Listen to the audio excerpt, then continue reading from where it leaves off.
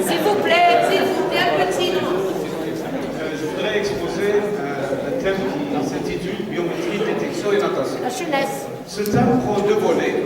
Le premier volet a été exposé durant la journée organisée par un laboratoire d'espace, dans la journée natation, Las Vegas, qui englobait le volet technique. Et durant cette partie, c'est le volet biométrie, si on peut dire. Avant de parler de biométrie, on est obligé de définir la morphologie, qui est l'étude des formes humaines, externes et internes, prise en charge par l'anatomie et l'anthropologie. Donc la morphologie utilise deux techniques, entre autres l'anthropométrie et la biométrie. L'anthropométrie, c'est tout ce qui est mesurable, et la biométrie, c'est l'exploitation des chiffres. Donc tout ce qu'on a mesuré, on va lui donner un sens par des chiffres et des formules statistiques. Donc la morphologie, l'importance de la morphologie dans le domaine du sport est telle qu'elle constitue la base de la pyramide de la performance de Church. Donc à la base de cette pyramide, on va trouver le volet morphologique. Donc, le deuxième palier, c'est les facteurs physiologiques. On trouve également les facteurs psychologiques et puis d'autres facteurs. Donc déjà, dans les années 70, il a été démontré que la natation dépend d'une grande mesure du coût énergétique, à son tour qui dépend des paramètres anthropométriques. Donc, et aussi, depuis quelques années, les nouvelles méthodes mathématiques sont appliquées, des dynamiques des fluides sont appliquées sur certains paramètres anthropométriques, plus précisément les membres supérieurs, permettant d'analyser la propulsion des nageurs. Et dans une autre étude plus récente, on retrouve le rôle déterminant de certains paramètres morphologiques avec d'autres aspects, dont la performance. En 1978, Nina Bulgakova proposait de sélectionner les nageurs, les jeunes nageurs, sur la base des caractéristiques anthropométriques. Donc ici, on doit faire la différence entre sélection et prédiction. Donc, sélectionner, c'est prédire et évaluer à court terme ou choisir parmi un groupe d'individus les plus susceptibles de réussir à court terme. Et la détection, c'est un processus dynamique continu à long terme. On ne peut pas prédire quand un talent va émerger. Donc l'âge d'initiation à la natation n'a pas de restriction. Donc, mais la plupart des auteurs disent qu'il faut commencer la natation chez les filles 8-9 ans et chez les garçons 8-10 ans. Donc, mais on peut pratiquer la natation à un autre âge, c'est-à-dire on peut commencer le niveau 0 à 10 ans ou 11 ans, c'est des cas particuliers. Donc selon les mêmes auteurs, l'âge des meilleures performances féminines en natation varie entre 15 et 20 ans et chez les garçons 17-23 ans. Et on sait que la carrière, pour faire un sportif, et plus précisément chez nous, un nageur, il faudra 10 années. C'est-à-dire c'est l'équivalent de 10 000 heures avec un plus ou moins, un écart-type de plus ou moins. Donc, c'est des étapes par lesquelles doit passer un nageur. Donc, c'est la préparation préliminaire, on va les détailler plus tard un petit peu. Donc, la démarche de notre travail, c'est la suivante. Donc, sur les 780 enfants avec lesquels nous avons entrepris ce travail, seuls 80 ont maintenu une certaine assiduité durant les 3 années que nous avons entrepris dans ce travail. Donc, afin de mener à bien notre démarche d'entraînement, nous nous sommes inspirés de la structure pyramidale des modèles de Bach, Break et Church. Donc, plusieurs paliers, chaque composante influe sur l'autre. La relation entre les paliers elle est unidirectionnelle et le degré de complexité diminue vers le sommet. Donc, notre structure est la suivante. Donc, nous avons une pyramide. Dans la base, on va trouver la morphologie qui utilise les deux techniques, l'anthropométrie, la série de mesures, la biométrie, l'exploitation des chiffres, le suivi médical, le volet physique qui va englober les autres disciplines sportives, le volet physiologique, c'est les tests physiques et le suivi psychologique. Donc, c'est l'étape ciblée. Donc cette étape nous a pris 3 années. Donc nous avions projeté de continuer vers le sommet, c'est-à-dire terminer les 10 années, mais tout le monde connaît les problèmes des clubs, donc au bout de 3e année, ça s'est arrêté, notre processus de travail s'est arrêté à la 3e année.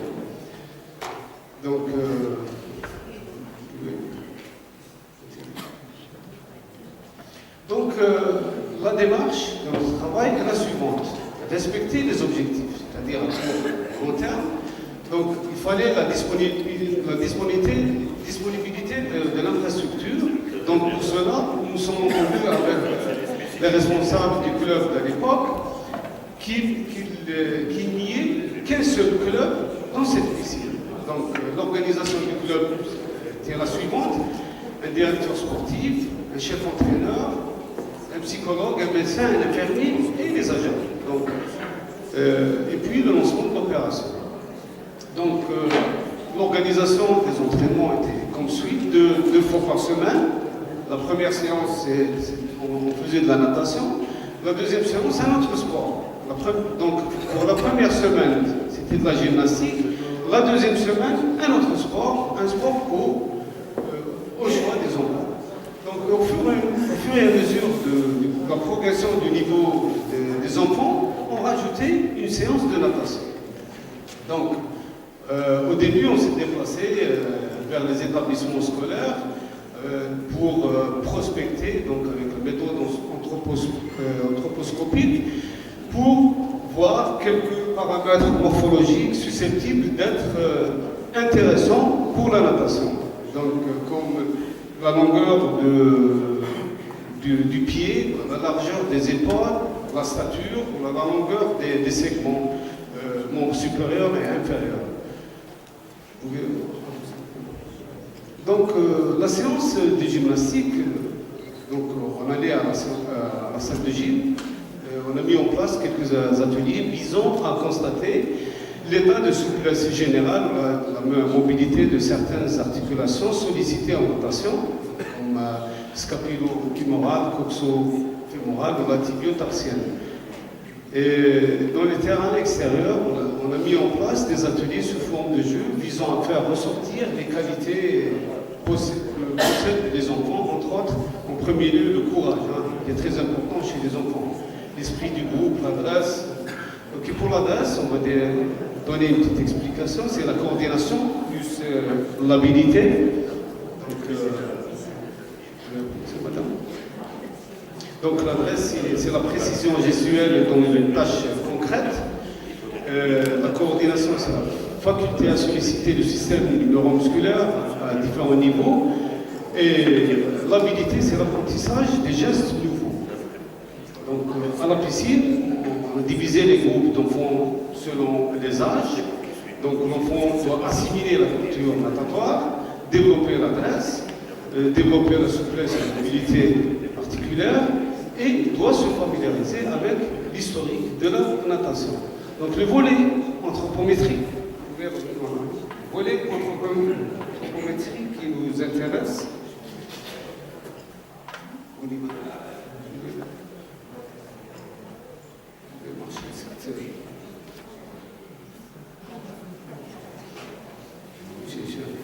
Donc, les mesures, c'est longueur, diamètre, circonférence et pli cutané. Donc la biométrie, on a exploité ces mesures, on a pris la partie anthropométrique. Donc par exemple, la surface, calculer la surface absolue qui est très importante pour le patient, l'indice de scale pour voir un petit peu la longueur des membres inférieurs par rapport au tronc. Donc par exemple, si on a un enfant qui a des membres inférieurs courts, c'est-à-dire qu'il a un centre de gravité bas, il peut être bon dans les sports où ça demande de la stabilité, comme le judo, la lutte, l'haltérophilie. Donc l'indice des épaules va nous rendre compte de l'attitude de l'enfant. Donc s'il y a une attitude redressée, dos côté, etc. Ça, c'est des composantes du poids du corps. On peut les estimer à partir de formules, comme l'a dit le professeur Mimouni, à l'aide d'impédance mètre spécialisée. Donc, à sec, on a établi aussi quelques tests à sec, des tests simples pouvant être réalisés par les enfants. Une détente verticale, saut sans élan, la flottaison très importante du patient, la coulée ventrale et un test de vitesse sur 10 mètres. Mais ces tests, on les a fait 6 mois après le début de notre travail. Donc ça, c'est la détente verticale que les enfants, que tout le monde sache. Le test de flottaison, il est simple. On voit un petit peu l'état de flottaison qui dépend du centre de volume du corps des nageurs. Donc la coulée ventrale, c'est un test très simple. Donc pour l'exploitation des chiffres, donc à partir des points que nous avons mesurés, on a calculé les différentes longueurs. Longueur du membre supérieur, longueur de la taille assise, du tronc, membre supérieur, etc. Donc pour les composants aussi, c'est des formules très simples. Donc par exemple pour le composant adipeux, c'est une formule très simple à la base des différents fluides cutanés. Donc pour la surface du corps aussi, c'est une formule très simple. Quelques indices de développement physique, l'indice de squelette, et l'épaule. Donc tout cela, c'est l'exploitation des chiffres. Donc pour la coulée ventrale, parce qu'on a travaillé selon les âges, 9 ans, 10 ans et 11 ans, pour voir après est-ce que c'est la même tranche d'âge morphologiquement ou non. Vers la fin de notre travail, il a été conclu que 9, 10, 11 ans, c'est la même tranche d'âge. Donc ici, c'est l'analyse en composante principale. Elle sert à quoi?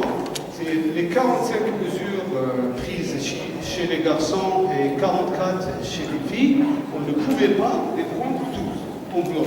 Donc, à partir de l'analyse en composante principale, nous allons sélectionner quelques caractères qui sont en accord avec les exigences de la spécialité et qui vont nous permettre de tracer facilement le profil anthropométrique de chaque tranche d'âge. Un exemple du profil des enfants de 9 ans.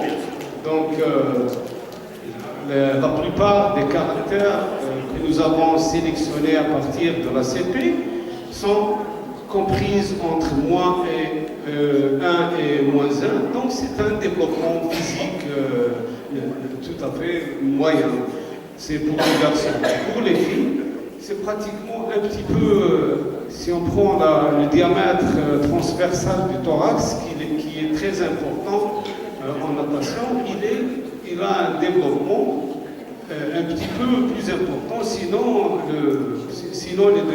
chez les filles, on a trouvé que le développement était un petit peu plus supérieur à celui des garçons. Donc, pour la graisse, oui, c'est les prix cutanés qui démontrent ça. La graisse, elle est un petit peu. Elle dépasse à cet âge les deux.